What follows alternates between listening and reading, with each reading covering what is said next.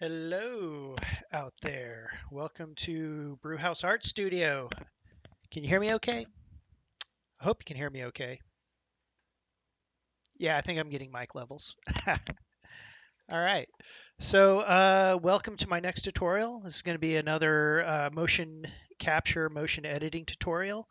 If you've caught my other two tutorials that I've done, I did kind of an intro to Motionbuilder where you can kind of get an idea of the software package, kind of where all the buttons and the layout are. I did a character setup, so how to get your character prepared. Now, I don't think I did a very good job that tutorial. So I re-recorded it and I uploaded the video yesterday. So you can go check that out. And it's a better, more in depth. It's probably about an hour and a half long. In fact, I even run into problems that I troubleshoot along the way. So that's good. But yeah, you can watch that and see how to set up your character. Now we're going to do the same thing to motion capture.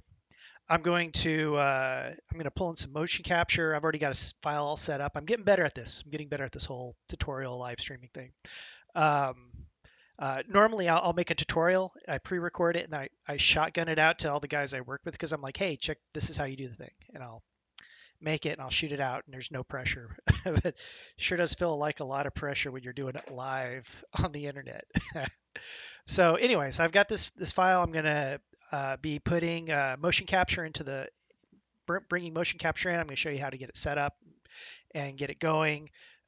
Tricks, just kind of show you what we do in the video game industry and everything. So let me hop on over to my desktop. Hold on, I created macros for all these little quick keys. Hope I do. See if I hit the right button. And there we go. All right, so here's Motionbuilder, and here's our character. By the way, I am using a tablet to work with. I don't like to use a mouse whenever I'm actually working. It's just a personal preference. So, just just out of curiosity, see, where am I? Desktop. Here it is. Do you prefer like seeing my picture up in the corner? I guess because maybe I can explain things and do gestures and stuff as I work, because I like to talk with my hands. Um, Here we go. Let's hope nothing messes up this time. Right. So here we are again in Motionbuilder. I've got a character in here. Um, and I have motion capture. Motion capture is this big orange skeleton right here with these red markers all around it. And if I hit play, you can see there's animation on this character. Before we do a motion capture shoot, we shoot something called a ROM, or it's a range of motion. And we just basically put a character through a series of movements to kind of identify things like shoulders, arms, elbows, knees. And it originated with like the Vicon system and other motion capture systems, where you had to kind of teach the software what the different markers were and what part of the body they were attached to. Nowadays, we don't really need that as much, especially with systems like OptiTrack, where it just automatically knows which marker is for the elbow and so on. But we still use the range of motion. We still shoot a range of motion before every shoot, especially when I go onto the stage and I start shooting motion capture, because what the range of motion does is when you're done, you can bring it in and you can start calibrating your character. Here, by the way, this is the loop button. I just had it on. Oh, hey, there's a new feature here. So loop, some T button. I don't know what that means, and then don't loop. So let's go to loop. So there we go. This animation will now loop. So I use these range of motions to calibrate our characters. And every time you do a mocap shoot, you marker your actor up. Your actor has a skeleton generated kind of right there on the stage whenever you set up your system to shoot some motion capture. And you can have the same actor every day for a week, or how long your shoot is. It's pretty much the same marker layout. But because there are slight differences every day in the way that the markers fit onto the suit and the body. Um, the skeleton can actually change from day to day, although usually it's pretty close, and you could probably get away with doing one ROM for the entire week of shooting with one actor, but typically we go ahead and we do a range of motion per actor per day, and that gives us the highest quality solves whenever we do our start processing the data. So the whole point of getting your character prepped and ready on motion capture is to start processing data. So once you have this file set up, which is what we're going to do tonight, you would be able to start grabbing all the data that you shot for that day and start just cranking it through here. And usually without much interference or much having to do anything technical. Occasionally you'll have an animation where you have to fine tune some of the retargeting, but usually not that big of a deal.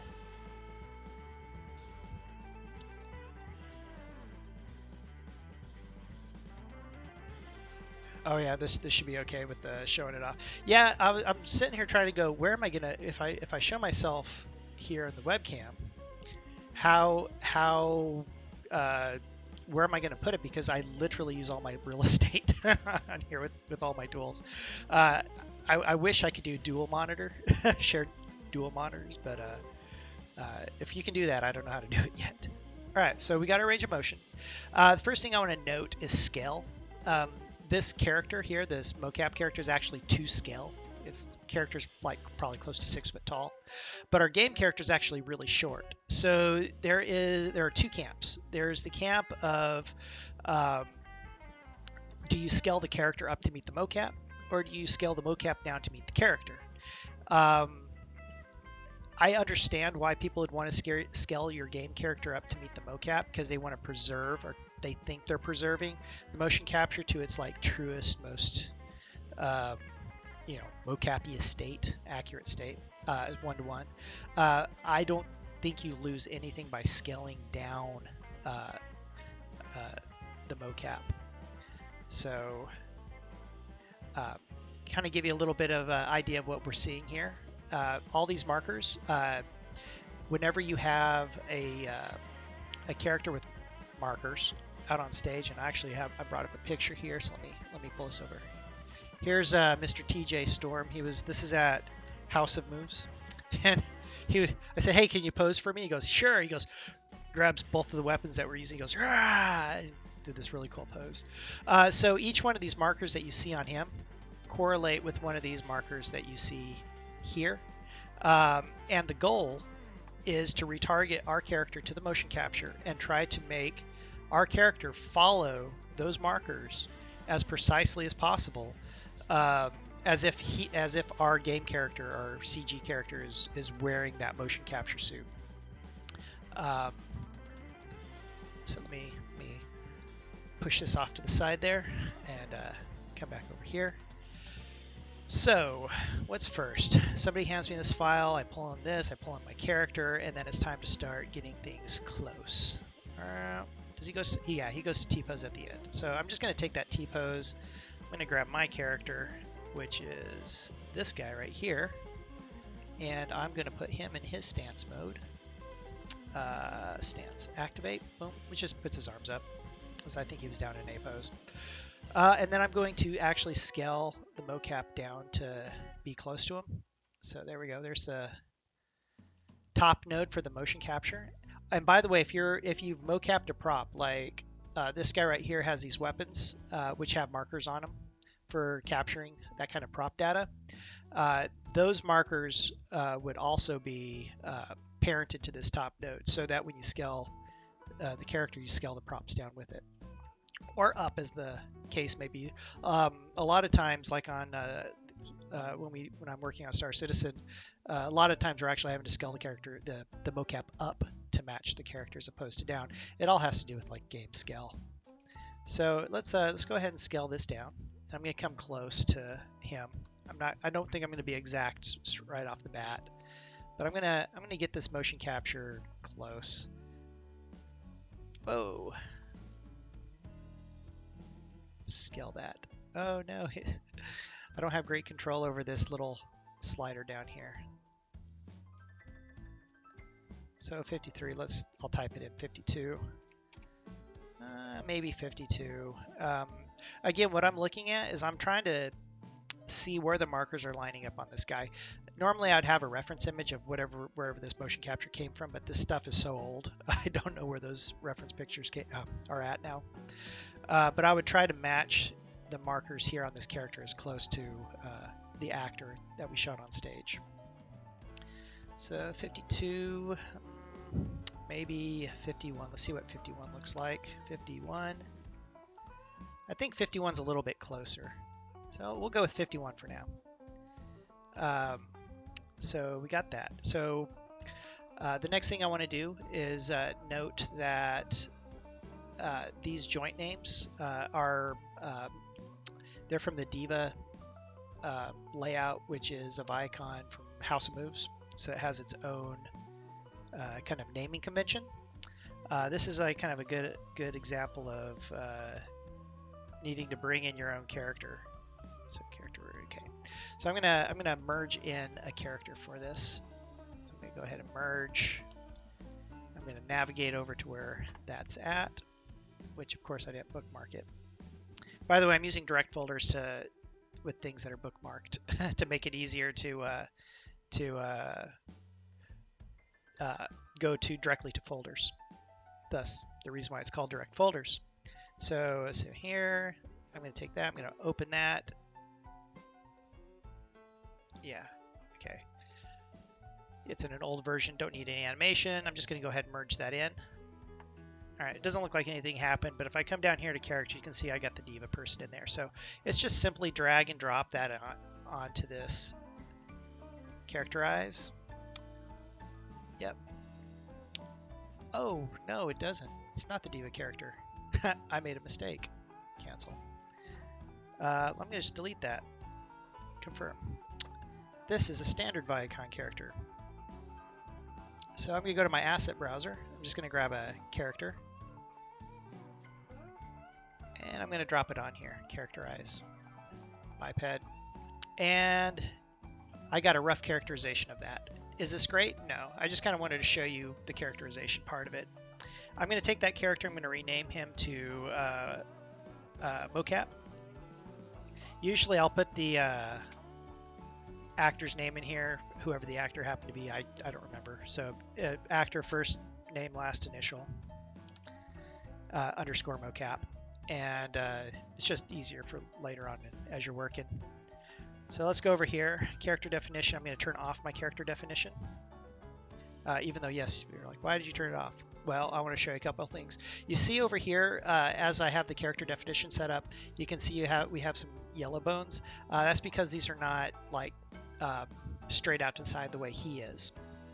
They're not going straight down the axes. So I got to fix that. Also, I didn't do that because I want to take this top node, and I want to take that top node and hold down X, click and drag into the reference. That's going to be my reference node, which is absolutely important for getting a character set up for motion capture. The reason why, and let me go ahead and I'll characterize this in a second.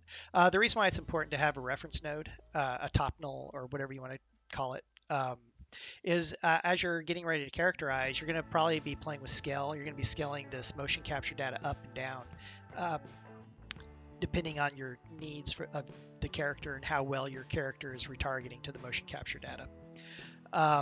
By having that in the reference, whenever you uncharacterize, when your character scales back down, everything scales in unison, the markers and the skeleton.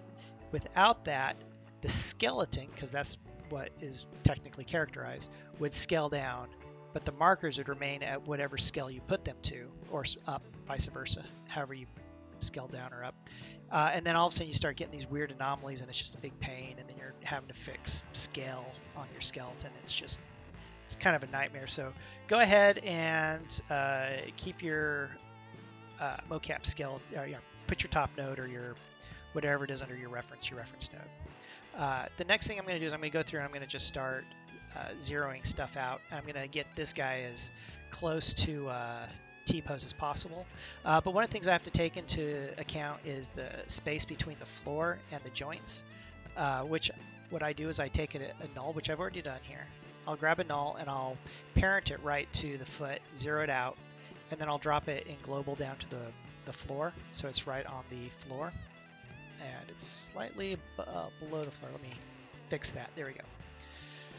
And this will give me correct spacing between the floor and the foot. And this, you'll see why here in a second. So what I'm going to do next, I'm just going to start with the hips. And in global, I'm going to zero that out like that.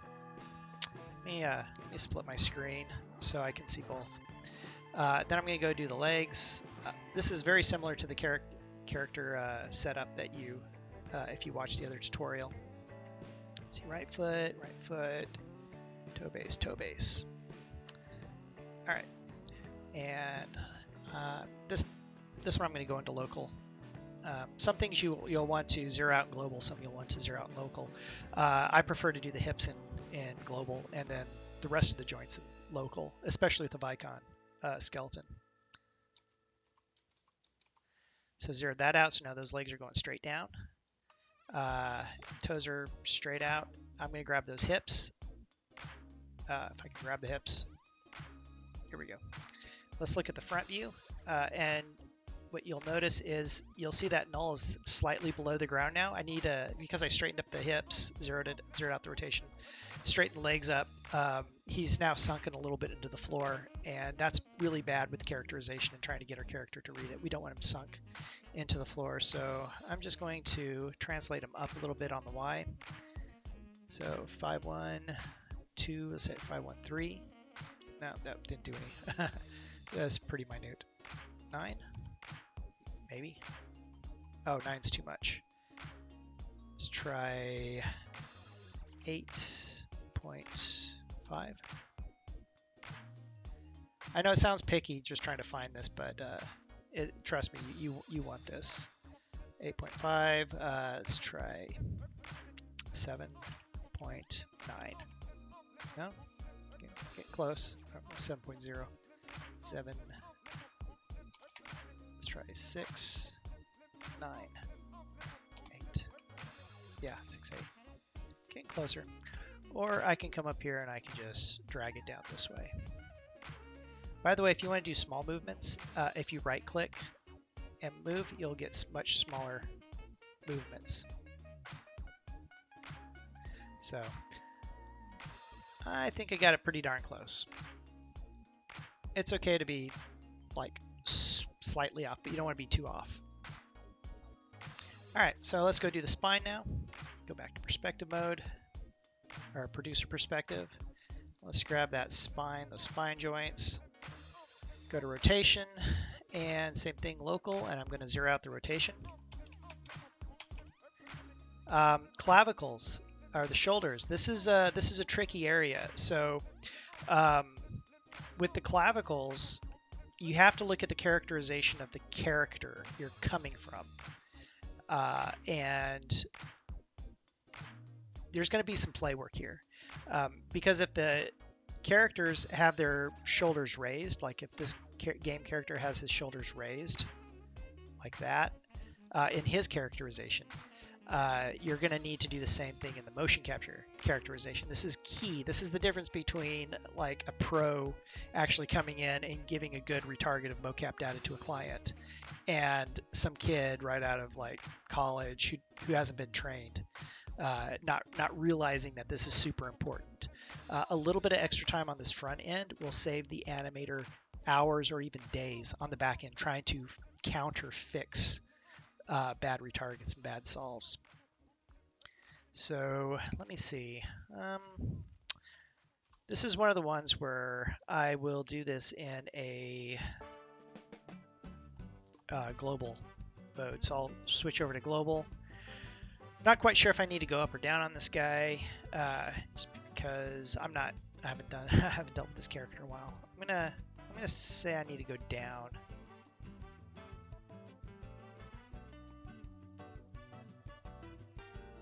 And we'll play with this again in a little bit. Now you can see how they're rotated back. I'm going to go ahead and leave it back like that because I have a feeling if I push him forward, it's going to throw his shoulders off. All right, so now I'm going to go to his arms. I'm going to zero out his arms. So again, I'm going to do this in global. And I want to say it's 90 and 0 and 0. Yeah, 90, 0, and 0. Sometimes working with older data, I can't remember what the problems are. In newer versions of Blade and Optitrack's Motive, and I think Vicon has a new software for their system. I forget what it's called. But the newer versions, you don't have to worry so much. You can literally just grab everything, just zero it out as a starting pose. So zero that out. Forearm, zero that. Hand. 90, 0, 0. All right. Fingers can be a bit tricky. I try to leave them somewhat natural to how the actor was standing. Sometimes I straighten them out. I think I'm just going to straighten out the this first joint by zeroing everything out. Oh, that's a negative 90 there. There we go. Now I did those one joint at a time to kind of show you, what's what. This next arm, I'll do a bunch. I'll do more. I'll do the upper arm, forearm, arm roll, and hand all at the same time. See if I get this right. Well, see, we're still on global. Let me do the upper arm first. So that would be negative 90, right? Yeah, negative 90, 0, and 0. There we go. That looks about correct. Misspoke. Now I'll do the rest of the arms and the hands. So those next three joints, and I'll do it in local. And that just puts them all at the same time. And then I'll do the same thing for the fingers. There we go. Now the thumb, I'm going to just go ahead and leave the thumb down. Thumb's a very complicated thing to capture. So when we capture motion capture, typically we don't capture every finger. We capture the index finger, which are these two markers right here. And we capture the pinky, which are those two markers. And then we capture the thumb, which are those two markers. And then what happens is we get interpolation. So when the actor puts, let's say, his index finger down, it will, let's see if I can do this. The data will look like that. Or if you put your pinky down, it'll look like that. So instead of pointing, you kind of get this kind of like interpolation between this finger and the pinky, and these two fingers are kind of a value between those two. And then you got the thumb. So things like when you capture fingers, usually you can do fists pretty good. You can do open palms. You can kind of do pointing, but things you can't do, you can't go like rock on, because you won't get this. You'll get this rock on, and you can't like flip the middle finger because you won't get this. You'll get you'll get this. You'll get a fist. You can't flip somebody off. So that's kind of like things that you have to think about. This is also why it's when you're on a mocap stage, it's important to also capture reference video, because you want to see what the actor's fingers are actually doing, so that when you go into start motion editing, you'll know what kind of hand gestures to make. So okay, so back to the fingers. Like I was saying, I'm just going to kind of leave the rest kind of as is for now, and I'm just going to see what happens when I get stuff characterized. So I think that's good. I think the mocap skeleton is good to go for now. So I'm going to go ahead and I'm going to hit characterize button on the mocap character. Yes, I want biped. Now you don't need to create a control rig for the motion capture skeleton, because you won't be doing any animation on the motion capture skeleton. What we're going to do now is we're going to play the ROM, and I'm going to start retargeting this character to that mocap. So I'm going to go to my character, go to his character settings. His input type right now is set to stance. I'm going to switch him over to character. You can see the input source is switched over to mocap. It will pick the first other character in your scene. So if you have two characters, it'll pick whatever the second character is. If you have like 20 other characters, it will pick whatever the first of the other 20 characters are in your scene. So if you have multiple characters, you might have to actually come down here and select the one that is going to be retargeted to. I'm going to go ahead and click active. He immediately jumps to the skeleton and starts retargeting. And at first you're like, oh man, look at that. He looks pretty good. It's not too bad, but I think we can fine tune this and make it even better. Let me go to straight out. I'm going to show you a few little things here.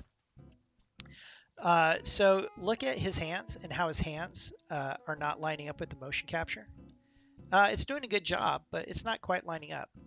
And when he does some other motions, like, let's see, let me scrub through here.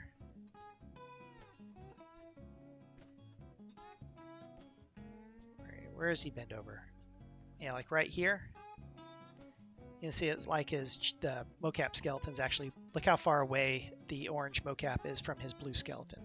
When you watch my character setup tutorial, this is part of the reason why I color skeletons, is so it makes it easy to see. And a lot of times I'll have, like, if I have multiple characters, I'll color each one of their skeletons a slightly different color.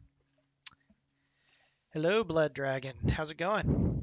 And by the way, if I miss what's going on in Texas, because I'm so involved with this, and I'll definitely, like, if you got questions, jot them down on a little tablet. When I'm done here, I'll be like, all right, what are your questions? And I will, and I'll try to get to everything I can answer. All right, so you can see his chest is not off, his hands aren't quite reaching down, so that's one thing that we got to fix. And if I keep going, I think there might be some more. Oh yeah, he kind of bends down here and here. Oh, here's another good one. He doesn't do it here. I actually like to have my actors touch the floor, go into this position, but actually put their hands flat on the floor, because that's a really good pose to put a character in.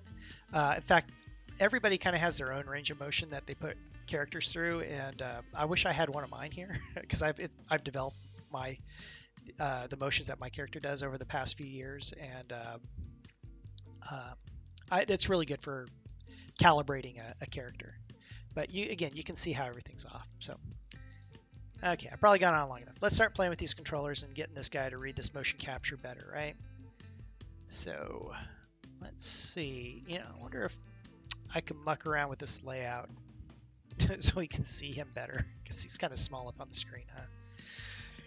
All right, so the first thing I want to do is go into my solving tab, and you have realistic shoulder solving. If I turned it on here, you probably wouldn't see anything. This is really for like when he puts his hands up over his head, like right here.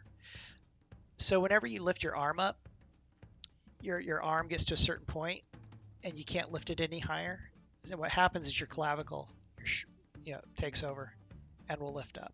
And that's kind of what realistic shoulder solving is. It's going to take his shoulders and it's going to start pushing him one way or the other, depending on how you've characterized your mocap and how he happens to be characterized. In this case, it's actually pulling his shoulders down. So this is a gray area. I'm not quite sure what I need to do with those shoulders just yet.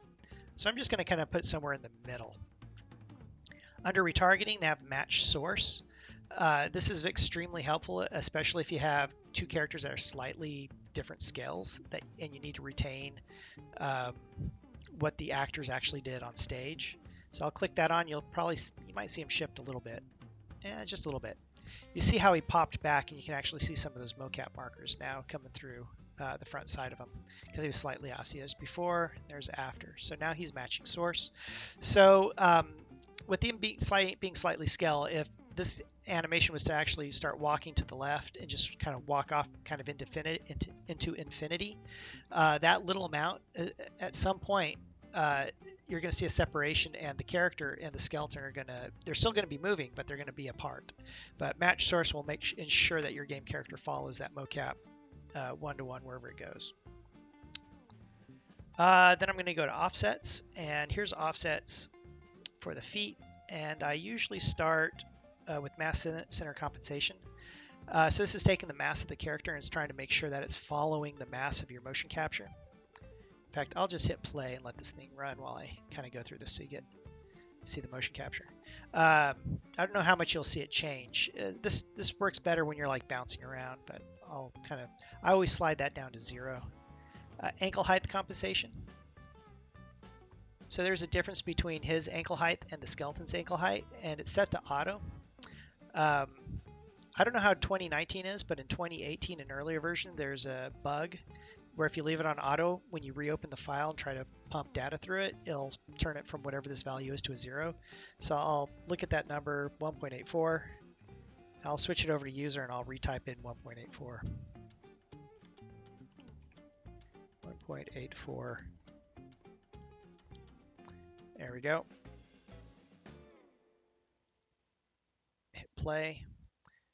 Now I can see his feet are a little bit off from the markers, so I'm just going to, as far as spacing is concerned, so I'm going to go adjust his spacing.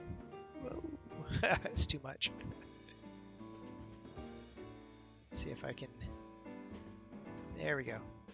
There we go, just feet spacing. So what I'm trying to do, again, is, let me pull up that image. Here it is.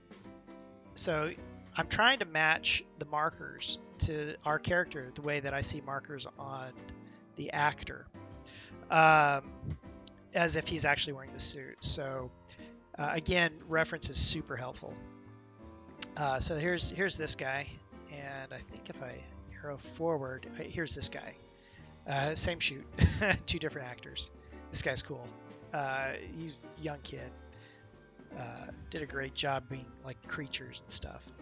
But you can see, just kind of where all the markers are on this guy. His name is TJ Storm. Sounds like a superhero or something. But this guy is super professional. This guy was in our game, not Star Citizen, but the last game I worked on. He also played Sam Fisher in a lot of the Splinter Cells. He was in Avatar. He played a bunch of the blue Smurfs on the planet, and I call them blue Smurfs. He also played the mech at the very end battle. Like, remember when what's his name gets him in the fight with the general dude, and the general's in the mech and they're like fighting and stuff. He played the mech, and he showed us on set like how he did the motions of the robot, and he did this like popping, locking robot thing, and it was just absolutely amazing. Absolutely, the guy had just super control over his physiology and how he just could move. If you caught last week's episode, this is the guy who I was pulling and yanking back, and you can see him like falling on the mat and doing all those death animations. Super athletic, super bouncy, off the wall kind of guy. Super talented. But yes, so what I'm doing is I'm taking these mocap markers and I'm trying to get them to match up the best I can. So next thing I'm going to do is I'm going to look at these hips. This guy's kind of got a big belt on. But I'm going to pause right here. Kind of go back to a standing pose. Look at skeleton. X-ray it so I can see where those markers are going.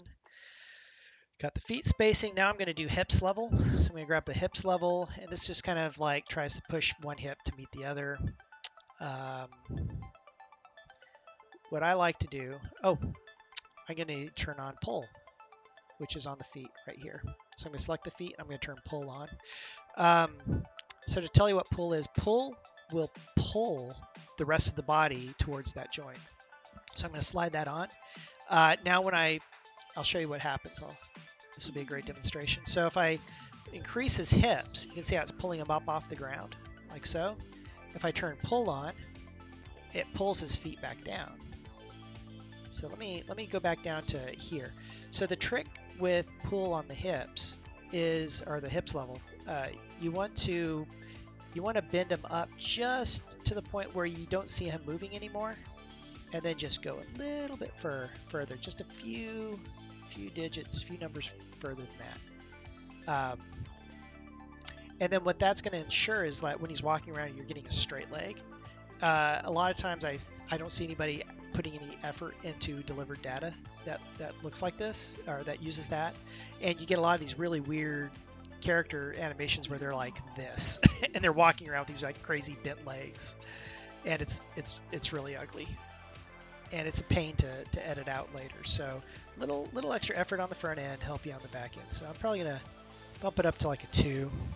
Again, all these numbers that I'm using here vary from shoot to shoot, from actor to actor, from game character to game character, or cinematic character.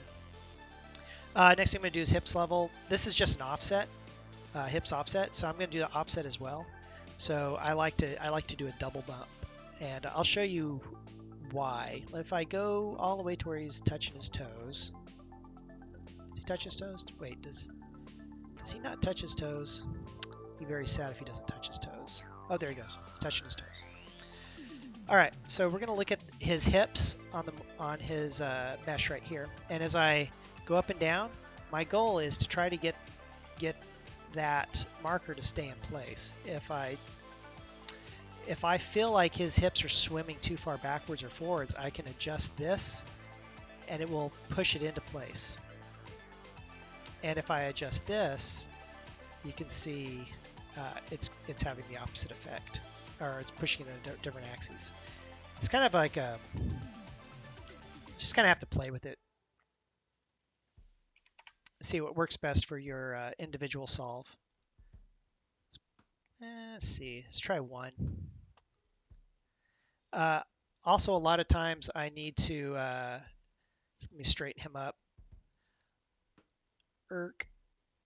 I have to look at his belt. So sometimes his hips don't fit quite within these markers the way that I see them on the suits. Let me go to TJ Storm. There you go. The way that the hips, either he'll sit too far in front of these front markers or too far in back of the back markers. So you can just add a little bit of offset in one direction or other. Let me hide that. Again, this guy's kind of got a big belt on, so it's a little difficult to kind of like estimate. Usually when I do this, I prefer doing it on a character that is either like wearing a skin tight suit or has like a base mesh underneath of just, like, lack of a better term, naked person, you know, to make sure that these markers are following as close. Because come on, I mean, these guys are wearing skin tight suits, right? So it helps. So I think I've got the hips, I got the legs. He's doing his thing. I'm not seeing any really bad pulling up off the ground, which is good. It looks like his feet are making contact okay. I'm going to go to some area where he's like, let's say, squatting like this, and I'll check his knees. So if I grab his knees, I'll just start playing with the reach in translation, and they don't move that much because Vicon has actually a really good skeleton. So the next thing I'm going to do is I'm going to do the chest. Now here's my trick for the chest. Let me go back to that touching toes. So with the chest, what I'm going to do is I'm going to actually turn it on all the way on translation and rotation, which is going to have him this really weird hunch in his back. But then what I can do is I can grab this middle node and start playing with that and kind of refix the spine. And again, what I'm looking for is I'm looking at these nodes that are on the back, and I'm trying to get these to line up as close with the this character as it did with the actor. Let's see, question. When matching character mocap, how much of a concern is clipping on the character model during your adjustments? It can be a concern, and there's ways that you can adjust for a character. If you're doing a game animation, like let's say this animation is going to be on 100 different characters in your universe, different NPCs and players, and they have different outfits. You kind of have to animate to the lowest common denominator. In other words, some things are going to clip through, some things the hands are going to float above, for example, if the hands are hanging to the side. But if you know what your character, like as a specific character, like you know your character's, let's say, maybe a big wide character, and you didn't cast an actor who's kind of a big wide actor, what you can do, or maybe they have big armor on, What you can do is you can actually play with some of the settings in here to kind of like get past some of that. And again, the more you do on this front end, excuse me. Let me grab a cup of coffee here. Coffee. The more you do on the front end, the easier you make it for the animator on the back end. So anyway, hope that answers your question. If the bell on the dude's outfit clip into his thighs as he bends over. On a game character, I'm not going to worry about that. If there is something special about the character's outfit that requires additional rigging, that would be handled after we get the motion capture on there. And a lot of times we don't go straight from Motionbuilder into game or straight from Motionbuilder into whatever movie or commercial. It goes through a pipeline like it goes into Maya or it goes into Max or some other secondary where you can fine tune beyond that and be like have like on Star Citizen. When we get into whatever the character is, we have a full muscle system on the character. So that muscle is driven by the rig inside of Maya. So if my arms look a little funny in Motionbuilder, I know that all that funniness is going to be corrected. All that weird muscly twistiness is going to be corrected once it goes through Maya. And I'm going to blame Motionbuilder for this, or Autodesk, because they have dual quaternion skinning, but it's buggy and it doesn't work. So anyway, where was I? Spine, yes. All right, so I've got the spine, and I'm just going to play with this. I try not to ever put these settings up to 100. I try to leave a little bit of playroom in there, because if you put up to 100, exceptions to the rule being like chest and hips and feet. Oop, feet. Feet. There we go. You can see how just changing the pull on the foot changes that. You make him dance. But yeah, I try not to ever go to 100 on a lot of these other joints.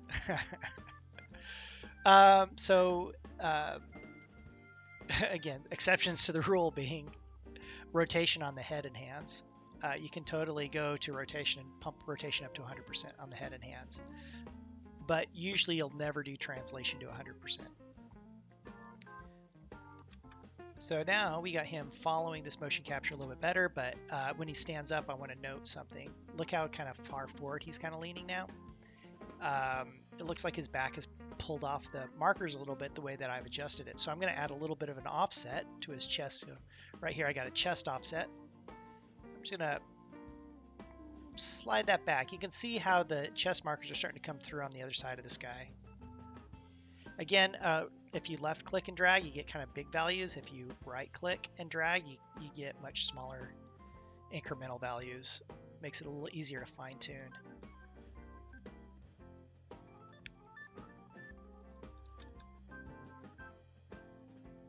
And let's just kind of watch this. One of the things that you want to do when you're doing an initial motion capture retarget is you kind of want to watch your range of motion and just kind of sit there and let it play, because there might be something on the 5th time you've watched it that you didn't catch on the the first time or the 2nd time. So let's talk about his hands and his elbows. So his hands aren't quite matching, so I'm going to turn up translation on his hands. This is kind of the elbow and the hands kind of have to work together. Let me go to this pose right here. So the actor has, pull his picture back up. I don't know if you can see it too well on that guy. Here, the actor has these 2 markers. One is on either side of the elbow, on the inside and outside of the elbow. I don't know if you can see it too well. Here's the inside one, and then there's an outside one. So I kind of know how the elbow is supposed to fall between those markers. So what I'll do is I'll come over here. I usually do both elbows at the same time. It's kind of like a broad brush strokes. I'll start playing with that, and I'll get to start pulling his elbow in, and then I'll start grabbing his hands, and I'll start getting his hands to pull closer to the motion capture data. Can't tell what his thumbs are doing. But this character actually has slightly longer arms than a normal human. This character was designed like that on purpose when we made this game, and it was for holding various rifles and stuff to help prevent IK arm locking.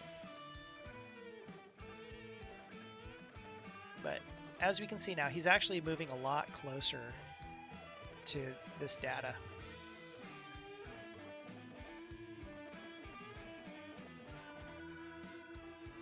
I'm not seeing his mesh pull off the joints. How many people here know what IK is? That's a good question. How many people here, show of hands, know what IK stands for? Pink Werewolf does. All right, so I'll tell you. I won't make you guess. IK stands for inverse kinematics. So kinematics is I grab my arm. Let's see if I grab. I can't get into the camera. Okay, I grab my arm, I move it up. I grab my elbow, I move it out. I grab my hand, and I twist or do rotate or whatever I need to do, and I get that into place. All right, by grabbing the elbow or the upper arm and just IK, inverse kinematics. It allows you to grab an effector on the end of a chain of joints. Grab it and like pull it into place, like that. So if I once I bake this down, and I can grab his control rig and I can actually show you IK versus FK. But yeah, Motionbuilder has a really, really good IK FK rig. Yes, it is very useful for walking up and down steps. Absolutely. In fact, these floor contacts right down here, these are for the hands. Also very useful as you walk up and down steps. You can animate those. As he's getting ready to step, you animate the next one up to the next step. So when his foot comes down, his foot will collide with that step as if he's stepping on the ground, and it will prevent his foot from clipping through the step on the stairs. So, gosh, I mean, the thing about Vicon is the data that comes out of Vicon is such good skeleton data. I mean, once you kind of know how to get everything set up.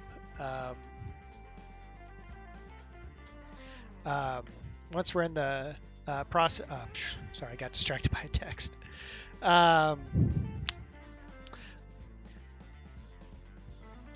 Just totally lost my train of thought. I'm gonna drink some coffee.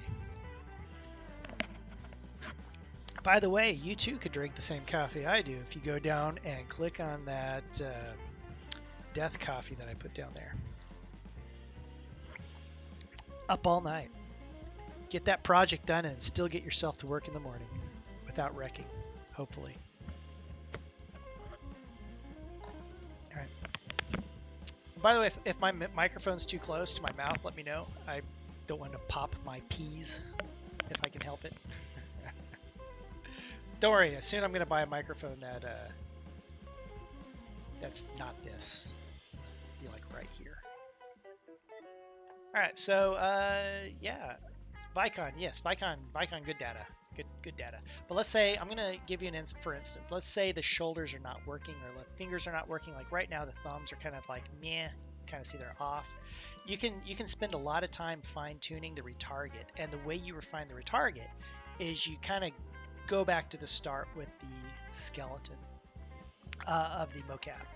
So usually I would go to some place like maybe right here where the arms are up like that.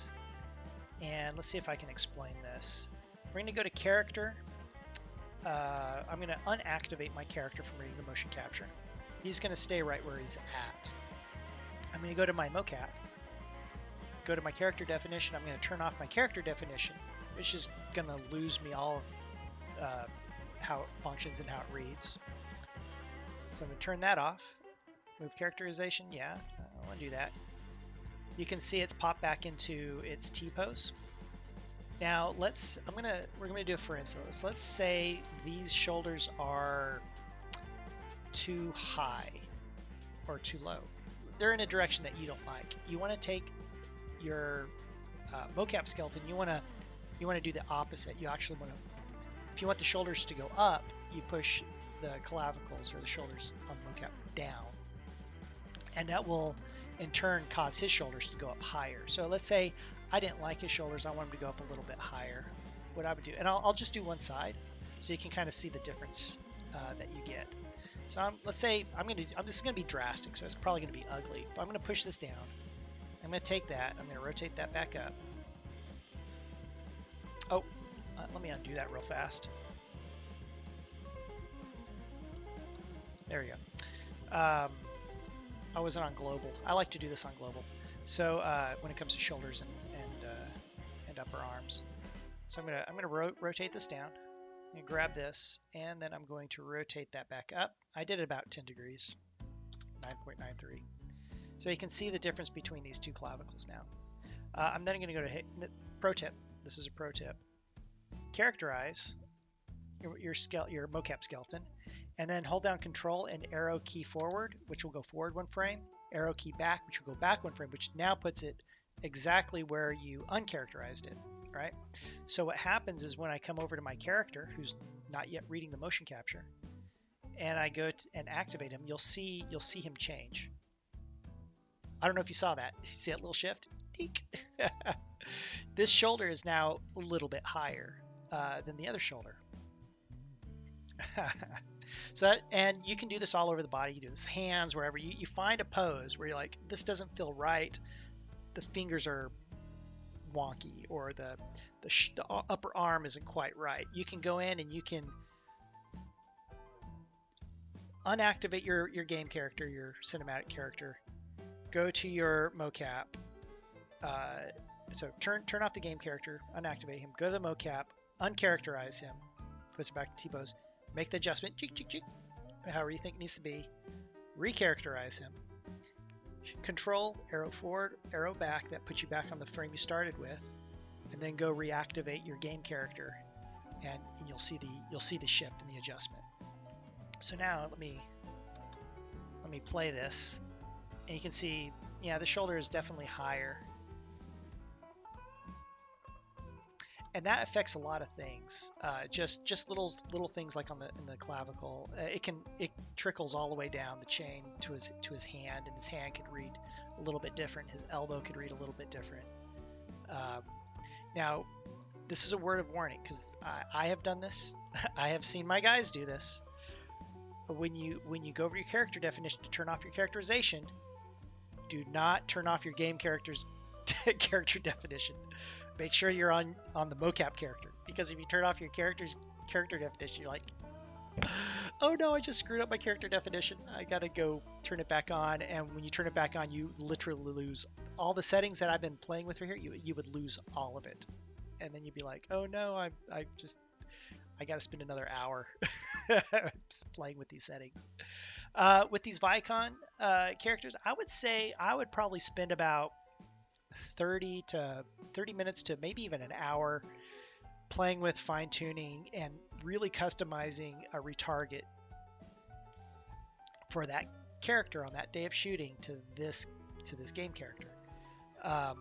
If it was another system like OptiTrack, as much as I love their cameras, their skeleton that comes out of that is really hard to work with.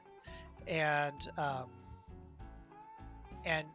I could spend literally 4 hours, half a day, just trying to get a really good retarget. And even then, still not have like what I would consider a great retarget, just because it is so difficult to deal with. So again, what I'm doing is I'm going to look at the character. I'm going to see how he moves around. I'm going to see how does he fit? Does it feel like he's reading? I think he looks pretty good. Not too bad for a little bit of work. Really, most of the time I was sitting here talking to you all.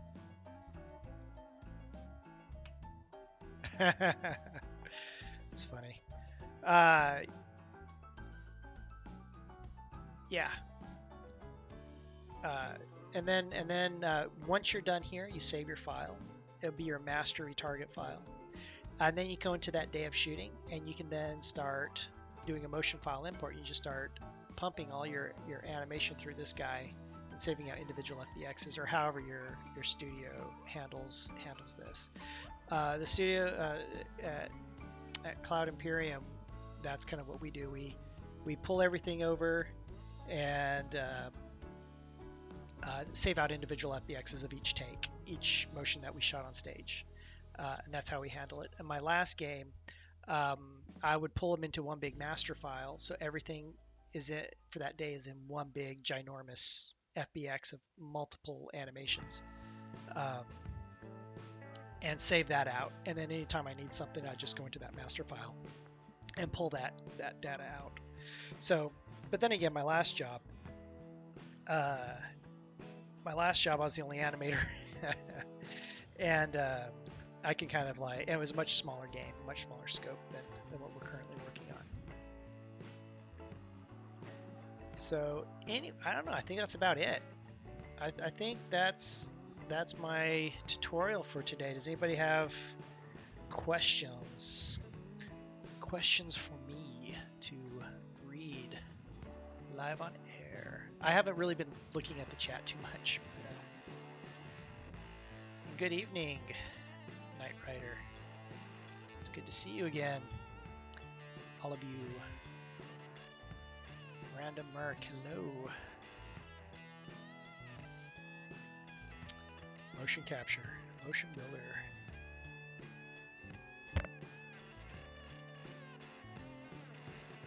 One question, I think, which you already answered. All right, what's your one question, Blood Dragon?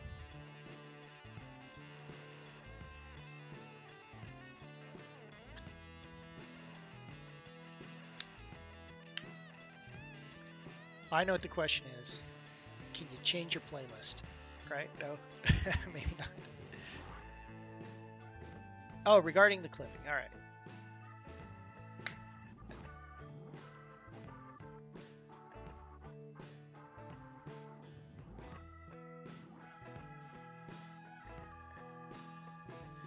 See how much. Let's see how you match up the motion capture scale with motion. But how much is motion? Like how much does Motionbuilder cost? It's expensive. Unfortunately, it's a pricey Autodesk package, and I wonder.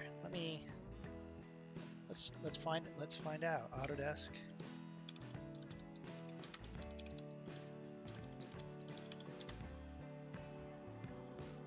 Because right now they have subscriptions, right? You can actually get a subscription. They also have student rates for their software, which are much less than professional versions.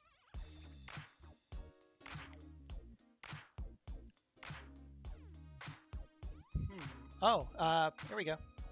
Right off the Autodesk website. That's how much Motionbuilder is.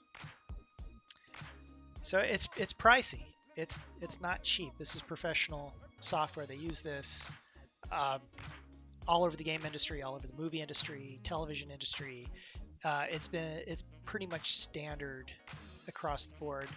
Some studios have stuff in Maya that they use. Some people use Max with Biped, but typically Motionbuilder is for as far as motion capture, motion editing, that kind of stuff is industry standard.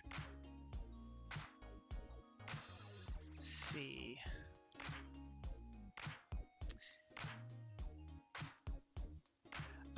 Alternatives. There are plugins for Max. There's plugins for Maya. Things like, this is probably really old, PillSolve, and there's probably a couple others that are out there.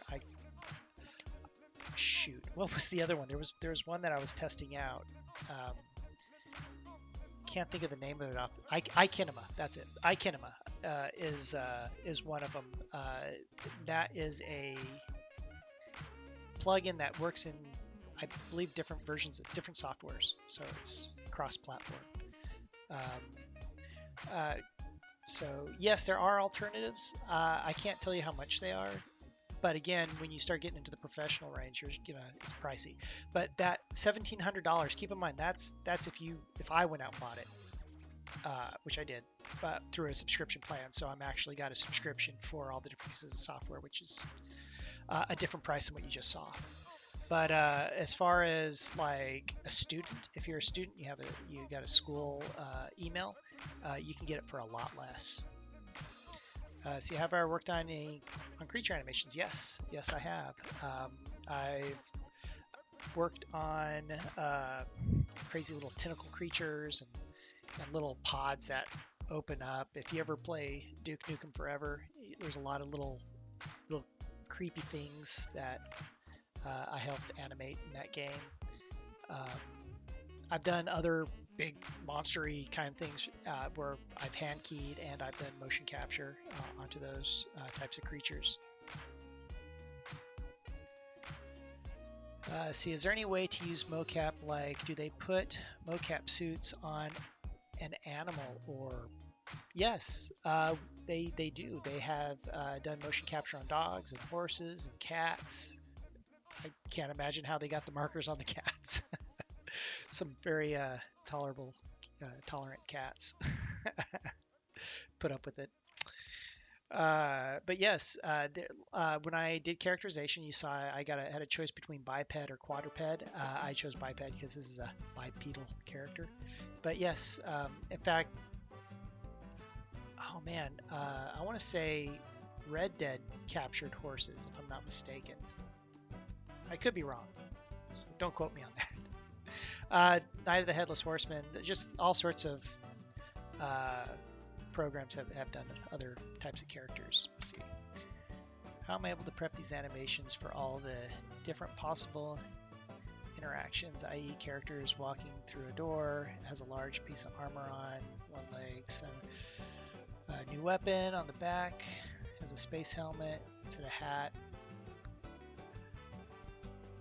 So that's a good question. So when we're prepping for motion capture, we usually have a shot list that we go off of, and if the shot list says this character's a heavy armored dude, then we talk to our actor and we say, okay, your character is this. We give them a backstory. This character's a Marine or something, a super soldier or a renegade or something like that, and they got this big armor on. Sometimes we'll put big bulky things on the character and we'll put the markers out in space somewhere that correlate to the joints and the layout, that like what you see up here. And then when the actor gets into whatever that is, they're that character. They have the prosthetic leg or they have the big armor. If we had a weapon, we would take that weapon home. Let me pull that picture up again. Look. If we had a weapon, we can build them on the fly, or a lot of times, like at House of Move, they got like 1 million weapons that they built for all the different projects that they go, what does your weapon look like? Looks like that. Space gun, space laser gun. Hold on, we got something that matches. And they go in the back and they pull out this prop. Prop has markers on it. Prop needs to have at least 3 markers on it to be able to triangulate it and get it to read, so you know which way it's pointing. And then they just create a rigid body inside the program, and then they capture that prop. We will sometimes Velcro holsters onto the sides or chests. Like I've done ones where we've Velcroed like a pistol onto the chest, so the character's like da da da da da, and they run out of ammo, so they drop their gun and pull the pistol out and shoot, or from the leg or whatever it is. When it comes to helmets, obviously you can't do an animation where you have a helmet on and you got to take it off because you got markers on your hat, right? You can't. If it's on the helmet, you'd be pulling your head off on the mocap stage. Like what I've done in the past is I've built a little ring out of PVC, just like a little box out of PVC that's about the right size to fit up over the head. And so whenever the actor has to take the helmet off, they kind of grab a hold of the PVC ring. And they kind of like work it off. I have dealt with motion capture where they faked it, where the actor is supposed to like take the helmet off and like tuck it under their arm, but instead they're holding the helmet. So some stagehand is holding a helmet up. So the actor walks up and pretends to take a helmet off and grabs the helmet up in space, and they pull it down to the side. It's kind of a trick. I understand why that it was shot that way. The actor had a head cam on with the camera, and it'd make it very difficult to pull a ring off their head. But because there wasn't that tactile, nobody caught the actor that the actor's head was stiff or straight the whole time. So it was just this, and then grab and then down. So I had to go in later, and I had to put in like the head coming down and the helmet coming off as they kind of like try to adjust it to come off. So those are areas where you get the motion capture, and you have to go in and flare it with motion editing to make it feel like visceral and nice and just like there's something there. A lot of times we'll weight the weapons or the props or the whatever it is. So I have blue guns, which is used for military and police trainings, or just rubber weapons that are the same weight as an actual weapon. And I'll give that to the actor so it feels like they've actually got a weighted prop in their hand. What is my favorite kind of animation to work on?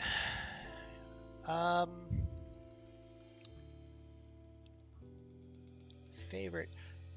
If I have the time, I like to do things that have interesting interactions with objects that have been markered. For example, I did the helmet flip. If you ever watched the original, Citizen Con, or was it Citizen Con? I can't remember. Anyways, we were showing like the guy coming and taking the helmet off and flipping it and catching it and putting it in his arm, and we markered the helmet prop and everything to kind of like get that oh, it's PAX East. Yeah, there you go. It's so long ago. I can't even remember. I've done so much since then.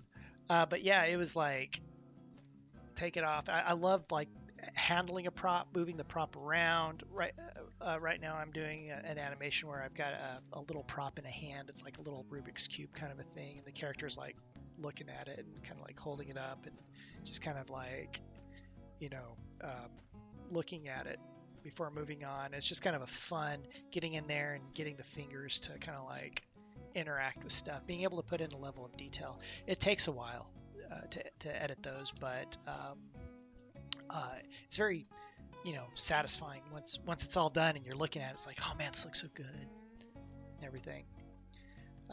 It's fun to do like interactions with two characters too whenever I get that opportunity, which isn't usually all that often as of late, but being able to get two characters to actually interact, and it's a kind of like a back and forth ballet of like interaction of putting in constraints and whatever the action happens. If let's say they're dancing or fighting or something, there's contact points where you have to like sometimes make custom rigs or custom setups to be able to make that animation work. Let's see. Mysterious Gypsy. They use mocap to develop a prosthetic tail for an alligator. Oh yes, they did. I remember seeing a video about that, right? And then like it helps the alligator kind of like walk because it reacts, if I'm not mistaken.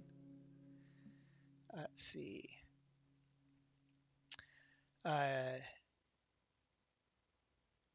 Do you have a dedicated mocap studio that you rent out, or is there an in-house space for this? I've always heard this is a big concern. It is. That is a very big concern because space is valuable. Like the space you're seeing here on this image, man, that's expensive. And this is only one stage at House of Moves. If you go next door, there's a much bigger stage. And when we're shooting this stuff, they're actually shooting a WWE wrestling game, and they had an actual ring set up. I've got my hands out like you can see them. They had an actual ring set up. It's that big, and not just one ring. They had like two spaces for the same size right next to each other. This huge layout. Some mocap stages are the size of a football field. Like EA has literally a football field mocap stage for when they shoot like EA football games, like sports, Madden, NFL, whatever, soccer, that kind of stuff. And it's expensive. It is extremely expensive because that's when you're not doing mocap, that's just unused space. So for a game studio, they really have to think about strategically, how are they going to set up a motion capture if they want a motion capture studio? How are they going to set it up, or should they go to a vendor? And that is kind of a question you have to answer, like how much motion capture are we going to shoot versus versus cost. So there's a tipping point. Average shoot would probably be around $40,000 to $50,000 for a day. That's getting the space, that's getting the actor, that's capturing all the data, and it's quite expensive. But if I was to buy a motion capture studio, even a small one, we're looking at $60,000 or more, depending on the setup. Like this one that you see in this image, I'm sure this is like several $100,000 worth of cameras and just stuff. Probably close to $500,000 if I was to guess.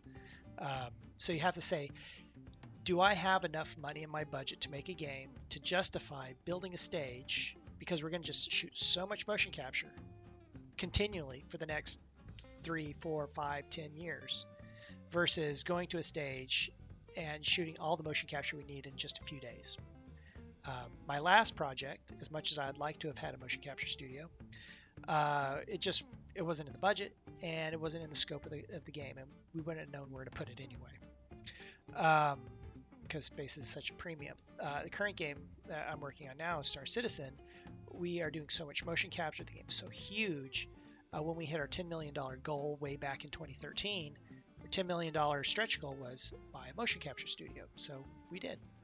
And we have been using it ever since for the past 6 years. It's been 6. I think it's been 6 years. Yeah, we shoot so much motion capture, cinematics, in-game stuff, mission givers, vignettes, just all sorts of stuff that we shoot. A lot of transition-y stuff, things that were like, oh, we need a transition, so we shoot it. Let's see. It's more of a general comment. I find many issues that we see regarding animation to actually be caused by physics instead of any actual issue with the animation. I wish more games understood the interaction of animation and physics on a character.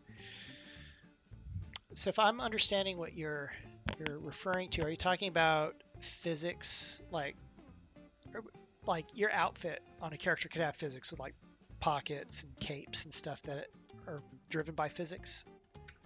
Or you also have ragdoll physics, where if a character gets killed, they'll hit the ground and physics will take over. Is that kind of like what you're thinking with that question?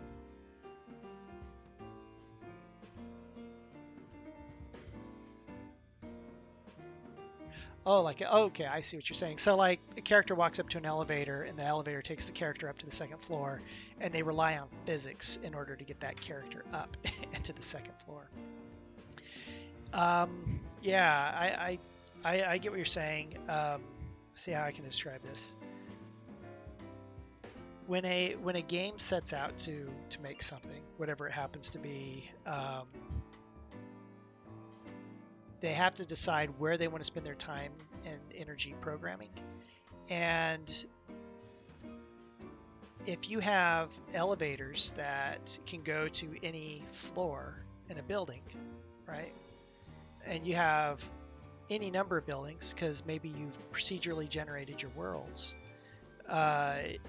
you never know where that building's going to go up to. So if you have to animate characters like going up to whatever that floor is, you could be doing hundreds of animations, because it could be any up and down, right?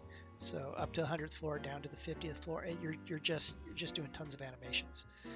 How many floors you're going up, how many floors you're going down. By using a physics system, by getting the characters on an elevator kind of has its own little gravity volume that takes the characters up. You're no longer worrying about that. All you're worrying about is maybe a reaction. If you go and watch my demo reel, which is on my website, or it's on YouTube as well, I have a shot of the Constellation commercial we did, and the elevator comes down, you see all three of the characters, and as they come down and it hits, and they all kind of like have this reaction of like it hitting the ground as they prepare to step off to explore this planet. And the way we shot that is they all stood on the elevator and pretended like they were going down. And I said, you hit the ground, and all the actors kind of did a little bouncy thing and then step off. And of course, all the actors kind of like bounced kind of at separate times. So I had to like go in and retime all their animations to make sure that they hit at the same time. But what they did is they put all those characters on that elevator and they brought it all the way down as an entity, like attached to the elevator, and boom, and then they stepped off.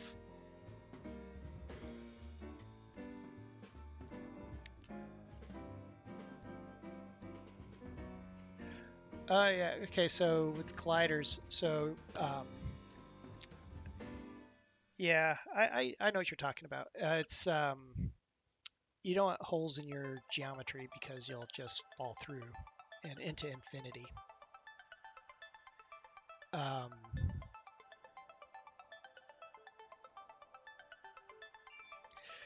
A lot of times what you're talking about depends on your physics engine and how robust it is, and just all sorts of factors. Like you could literally have frame rate issue. Sorry, we keep getting texts. you could have a frame rate issue, which will get you to clip through the collision of the floor or the wall, and that's never any fun, right? But anyways, that starts going more into the engineering side of games, which I don't really handle too much of.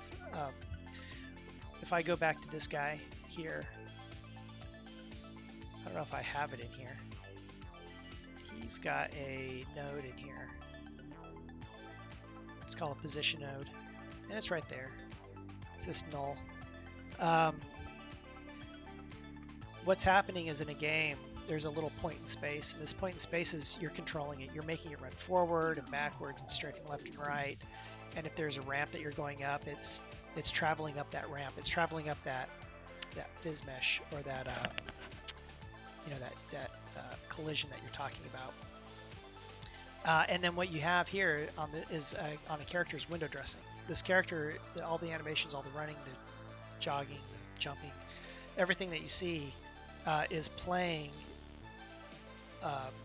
like a movie over that null, right? Or that over that locator. And and that's why making sure your animations are edited so that they loop and that they work together is super important, that you have all the transitions you need. Because if you didn't, he would pop. You would see pops in the animation and look ugly. And you can see it in a lot of older games where maybe they have enough manpower time. You'll see little pops in animations. And it's just because there's, unlike today, in today's games, they didn't have the same footprint for animation that we do. So anyways, maybe that answers a little bit of the question. Aside from Star Citizen, what's my favorite animation project regardless of commercial success, and would you suggest for young people looking to get into this field? And what would you suggest young people looking to get into this field?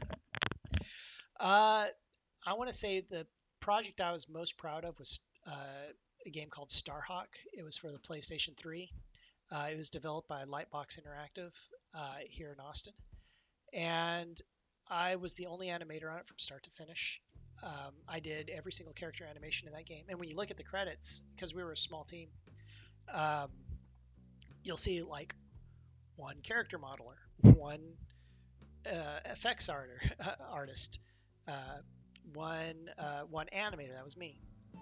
And it was very satisfying being able to go into a brand new company and seeing a game from start to finish, and knowing that I pretty much did everything in that game almost by myself. I can't say completely by myself. I had a technical animator who did a lot of the rigging and wrote a lot of the tools for me. And there's a few little bits and pieces that he animated on a couple of little machines and stuff. Some other things that he did. But as far as character animation and gameplay and all that, I pretty much did it all. So that's probably what I'm most proud of in my industry, even though I've worked on some fun games. So anyways, it's 9:49 and I have more fun stuff to do. right after this. So what I'm going to do is I'm going to cut away for like 2 seconds. I'm going to come right back, and the rest of the night I'm just going to animate. I found some really fun animations on a fun character, and all the stuff that you see here. Remember I said you take all that data and you process it through and you spit it out for an animator to start editing? Well, that's what I'm going to do. All this data has been piped through our master retarget, and it's spit out on the other side, and it's ready for an animator to get going on it. So let me over here, and I will see, hopefully y'all stick around. I'll see you in a couple of minutes.